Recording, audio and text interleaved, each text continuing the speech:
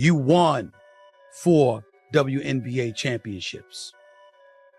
You know basketball. You know basketball better than me.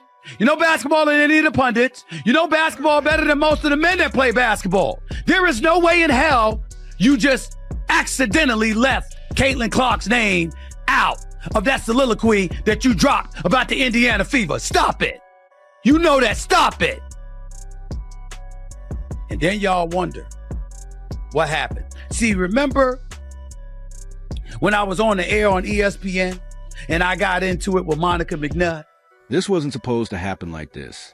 The WNBA had momentum. Caitlin Clark had the spotlight, and the league finally felt like it was breaking through. Then the commissioner stepped in. What followed shocked fans, divided the league, and pushed Stephen A. Smith to his breaking point. According to critics, this wasn't leadership anymore. It was control. When Clark was benched, warned, and quietly pressured behind the scenes, Stephen A.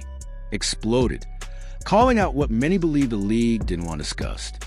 Stay till the end, because this story exposes how power really operates behind league decisions. Fans began noticing something wasn't right. Clark's freedom felt limited. The scrutiny never stopped, and suddenly there was silence from the top. No public support, no clear defense. Just quiet warnings behind closed doors, all pointing back to one powerful office inside the WNBA. Then we go on to acknowledge there are many others who didn't do enough of a job of promoting the WNBA. You know why we didn't do a better job of promoting the WNBA? Because the numbers, the eyeballs, the interest, the sizzle, the headlines were not there.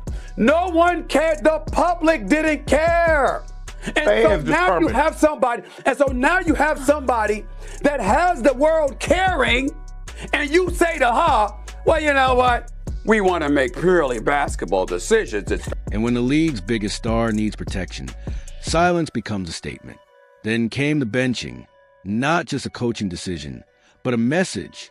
Viewers watched in disbelief as Caitlin Clark sat on the sidelines while the game desperately needed her. The arena felt different.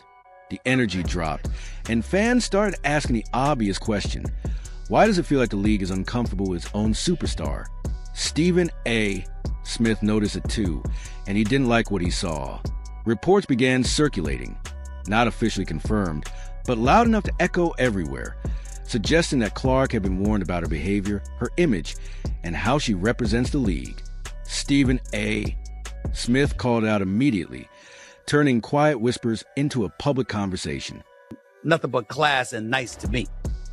I'm only addressing a point. How do you talk about the Indiana Fever and mention a multitude of players, and now one of them is Caitlin Clark, who, by the way, as a rookie, is leading the league in assists? How do you do that? How do you do that? I told y'all that. I've argued with the great Andrea Carter, outstanding analyst for ESPN, right here on this podcast. I've argued with Janae Ogumake, who's an outstanding basketball analyst. The two of them together, oh my God, that's an A team. No doubt about it. Nothing but love for... Why is the league quick to warn but slow to defend? Why does passion suddenly become a problem when it comes from the player bringing in the ratings? That's when Stephen A. Smith stopped being polite. He didn't attack Caitlin Clark.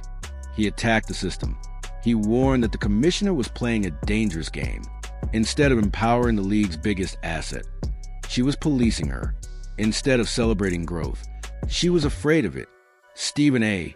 made it clear: you don't threaten the star who's carrying the league, and you don't warn the player who fills arenas and drives the future of the sport. It is so unfortunate that the WNBA has dropped the ball in this major way. I already showed you Stephon Diggs and all the NFL players getting custom Caitlin Clark cleats. All the NBA players on the Pelicans rocking the shoes. I already showed you Caitlin Clark is taking... And you definitely don't get to act shocked when fans push back. The backlash was instant. Fans weren't confused anymore. They saw the pattern. Hard fouls were ignored. Physical play was allowed, and Caitlin absorbed it all. But the moment she reacted, the warnings came. Stephen A. Smith said the quiet part out loud. The commissioner looks more comfortable controlling Caitlin Clark than protecting her. doing so much for women's basketball everywhere that deserve their praise. She was absolutely right in saying that. We don't disagree, but that's utopia. Reality is it didn't happen to this level until Caitlin Clark showed up. Call it the Great White Hope. Call it white being right. Call it whatever you want. See, I'm a person that doesn't, I recognize that reality, but I don't resent it. I figure out ways to do it to my advantage. I ain't apologize for that, Wes. I ain't apologize for that, Grip. I ain't apologize for that, Galen. I ain't apologize for nothing. There are people in our industry. And that's where the trust broke. There was no official announcement, no press conference, but the word started spreading. Quit. Stephen A. Smith quickly clarified something important. This wasn't Caitlin Clark quitting basketball. This was what happens when a player feels boxed in, when creativity feels punished, and when freedom starts to feel risky. Stephen A. warned the commissioner, push too hard and stars don't fight back, they disengage. And once that happens, you've already lost. Instead of calming the situation, the league tightened its grip, and Stephen A. Smith said that was a real mistake. How she feel about Aerial Powers and the new players, the Shea Petties that came in.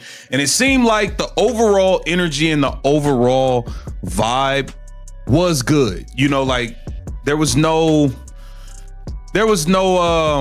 anger, there was no animosity and all of this stuff. And it seems that Caitlin Clark did enjoy the people, and as much as we don't like the higher ups in the front office in Indiana, it seems like Caitlin Clark doesn't have a issue with them. You know what I mean? So I think that might be something we just gonna have to look. We gonna have to give them this off season. We just gotta let them do it. We just Caitlin seems okay with it. She seems okay with everything. So I don't know, you know, I guess we just gotta let it play out. We gotta let it play out.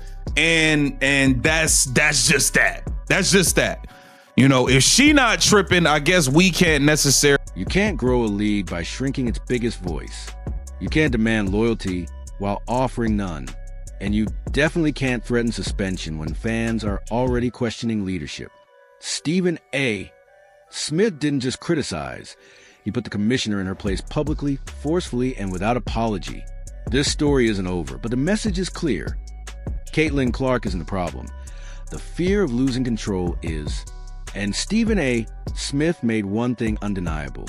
If the WNBA Commissioner keeps treating stars like liabilities instead of leaders, the league will pay the price, not in headlines, but in silence.